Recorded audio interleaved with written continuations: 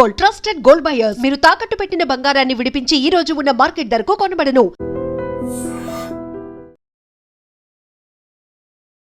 Hello views, welcome to iDream Media. వరుస ప్రమాదాలు ఆ కుటుంబాన్ని చిన్నాభిన్నం చేశాయి. ఇటు సోదరుడు, అదే విధంగా కుమారుడు, కొన్నేళ్ల క్రితం భర్త కూడా మరణించడంతో ఆమె తల్లడిల్లిపోతుంది.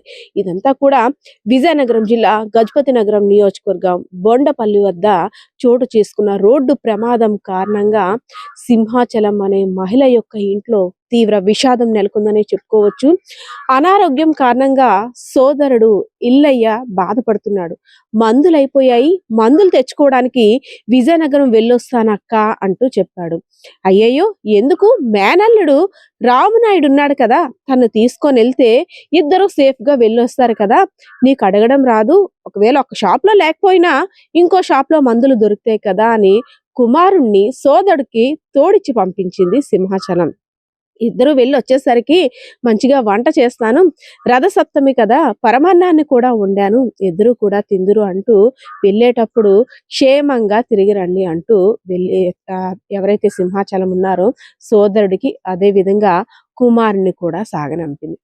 అంతలోనే పిడుగు లాంటి వార్త, మీ ఇంటికి సంబంధించిన ఇద్దరు వ్యక్తులు కూడా రోడ్డు ప్రమాదం కారణంగా మరణించారని. ఆ తల్లి గుండె పగిలిపోయింది. ఎందుకంటే కొద్ది నెలల క్రితమే భర్త అప్పలనాయుడు కూడా మరణించాడు. ఇంకా దాని నుండి తేరుకోక ముందే సోదరుడు అనారోగ్యం కారణంగా నా ఇంట ఉంటున్నాడు, సో నా సోదరుడికి నేను సేవలు చేసుకుంటున్నాను అని అనుకునే లోపే సోదరుణ్ణి అదే విధంగా కుమారుని కూడా యాక్సిడెంట్ రూపంలో మృత్యువు కబలించింది. సో సంఘటన స్థలానికి చేరుకున్న పోలీసులు ఎవరైతే సింహాచలం ఉన్నారో ఆమెకి సమాచారాన్ని ఇచ్చారు. ఒక్కసారిగా దిగ్భ్రాంతికి గురైన గ్రామస్తులు అదే విధంగా సంఘటన గురించి తెలిసిన తర్వాత సింహాచలం అక్కడికక్కడే కుప్ప కూలిపోయింది. అది తేరుకొని అసలు ఏమైందో తెలియని అయోమయ పరిస్థితిలో ఆమె సొమ్మసిల్లి కూడా పడిపోయింది. సంఘటనా స్థలానికి చేరుకున్న తర్వాత కన్న పేగు బంధం కుమారుణ్ణి రామునాయుడిని అదే విధంగా సోదరుణ్ణి రక్త సంబంధమైనటువంటి సోదరుడు ఇల్లైను చూసి గుండెలు పగిలేలా రోడ్డుకి తల బాదుకొని ఏడుస్తుంటే అక్కడ పరిస్థితిని చూసిన ప్రతి ఒక్కరికి కూడా కన్నీరు వచ్చింది. ఎందుకంటే అటు భర్త నిండు నూరేళ్ళు జీవితాంతం తోడుంటానన్న భర్త మధ్యలో నాకు అన్యాయం చేసిపోయాడు, సరే నా కొడుకు చేతికొచ్చాడు, నా కొడుకు నన్ను చూసుకుంటున్నాడు అనుకునే లోపు నా కొడుకుని దూరం చేశావు.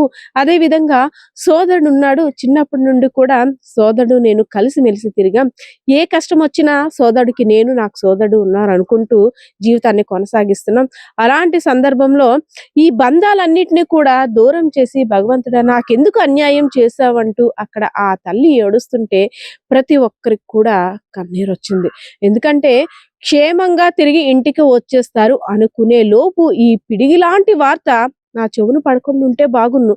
భగవంతుడా, నా కొడుకుని తీసుకుపోయాం, నన్ను తీసుకుపోయిన ఆయుష్ని నా కొడుకు ఇచ్చినట్టయితే తను తన పిల్ల పాపలతో భార్యతో సంతోషంగా ఉంది కదా, అర్ధాయుష్ చేసావా నా కొడుక్కి, చిన్నతనంలోనే అన్ని దూరం చేసావా అంటూ ఆ దేవుడిని నిందించిన పరిస్థితి అయితే అక్కడ కనిపించింది. సో రోడ్డు ప్రమాదాలు కారణంగా అంటే వెళ్ళిన తర్వాత క్షేమంగా తిరిగి వస్తామో లేదో తెలియని అయోమయ పరిస్థితుల్లో ఉన్నాము. మనం ఎంత సేఫ్గా వెళ్ళినప్పుడు కూడా ఏదైతే రోడ్డు ప్రమాదానికి కారణమైనటువంటి బస్సు ఆర్టీసీ బస్సు యొక్క డ్రైవర్ను కూడా అదుపులోకి తీసుకున్నారు, విచారణ చేస్తున్నారు. సో ఆ బస్ డ్రైవర్ కారణంగానే ఒకవేళ యాక్సిడెంట్ జరిగినట్టు అయితే కేసు నమోదు కూడా చేస్తామని పోలీసులు హామీ కూడా ఇచ్చారు. సో జిల్లా ఎస్పీ దామోదరం గారు కూడా అక్కడికి వెళ్లి సంఘటనా స్థలాన్ని పరిశీలించారు. రోడ్డు ప్రమాదాల గురించి ఎన్నో అవగాహన కార్యక్రమాలు చేపడుతున్నాం, కానీ ఎక్కడో చోట ఇలాంటి వార్తలు వినపడుతుంటే చాలా భయం వేస్తుంది, ఆందోళనకరంగా కూడా ఉంటుంది. సో రోడ్ సేఫ్టీ రూల్స్ ప్రతి ఒక్కరూ పాటించాలి.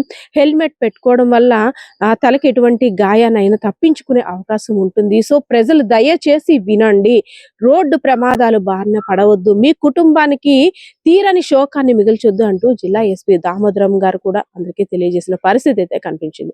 కెమెరా పర్సన్ బాలకిషోర్తో పద్మ, ఐడ్రీమ్ మీడియా, విజయనగరం. నిజంగా ప్రస్తుతం ఉన్నటువంటి సమాజంపై కళ్ళ ముందు